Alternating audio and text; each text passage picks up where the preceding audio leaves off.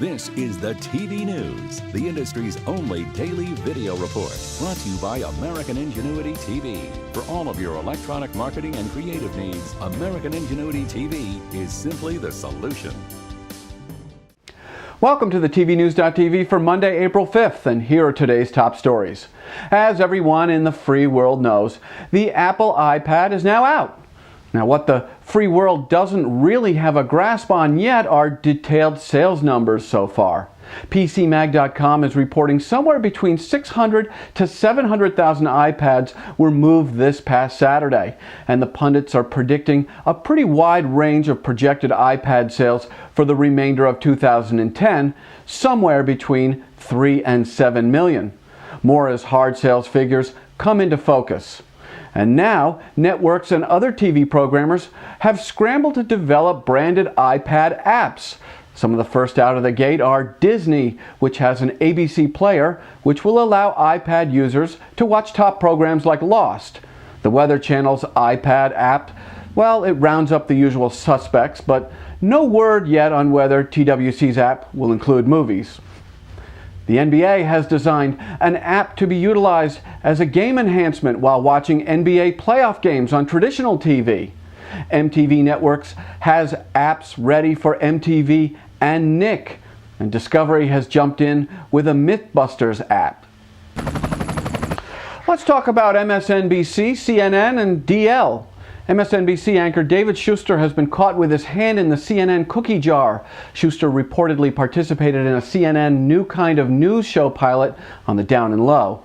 According to the latest from an MSNBC spokesperson, Schuster will most definitely be facing disciplinary action for his unauthorized actions. And from our "wow, we didn't see that one coming" department, this year's winners of the George Foster Peabody Awards for Distinguished Broadcast Journalism have been announced, and one of the recipients is none other than NPR.org. Peabody described NPR.org as one of the great one-stop websites. Congratulations to NPR.org and NPR President and CEO Vivian Schiller. And on a very sad note, we bid adieu to TV icon John Forsythe, Bachelor father, Blake Carrington, and the unseen Charlie. On a personal note, I had the opportunity to work with and spend some real quality time with John. Not only was John a consummate pro, a gem of a human being, but he was very kind to advise me on how to bring more balance into my life regarding working and family. Thanks, John. Your lessons have not been lost, and you will indeed be missed.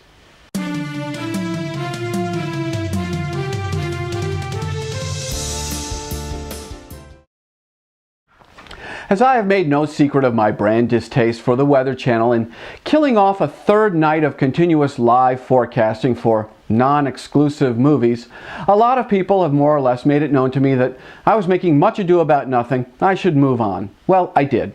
But now that primetime live continuous forecasting has been officially declared an endangered species on the Weather Channel, I have heard back from many of these same folks about how they have tried to check in with the weather on a Friday, Saturday, or Sunday night, only to be greeted with a movie they didn't want or with special non-forecasting programs they didn't really bargain for.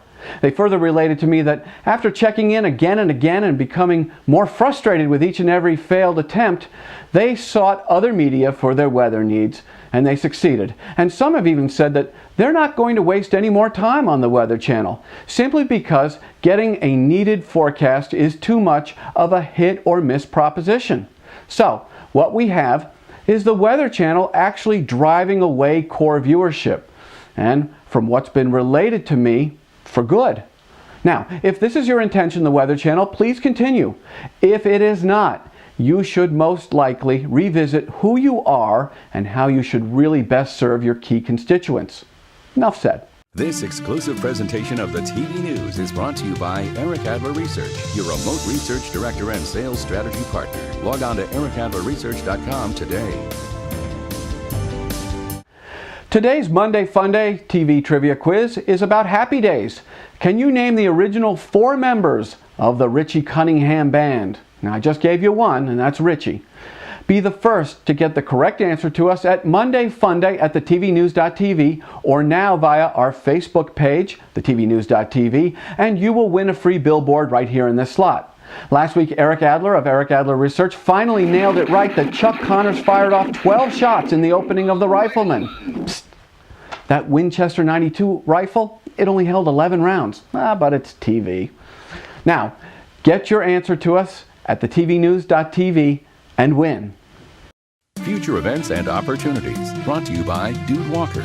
Get the best voice. Get the best price. Get Dude at dudewalker.com. Hey, the TVNews.tv has been racking up some impressive viewing numbers as of late, and now is the time to become a sponsor. To get started, click here at thetvnews.tv, or you can drop us an email at advertise@thetvnews.tv. And that's about it for today's edition of the TV News.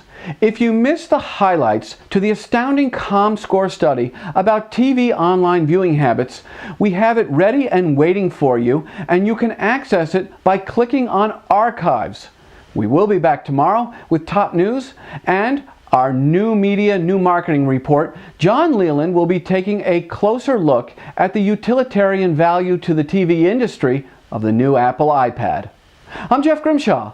Thanks for watching, and go out and make it a good day. The TV News has been brought to you by American Ingenuity TV. For all of your electronic marketing and creative challenges, American Ingenuity TV is simply the solution.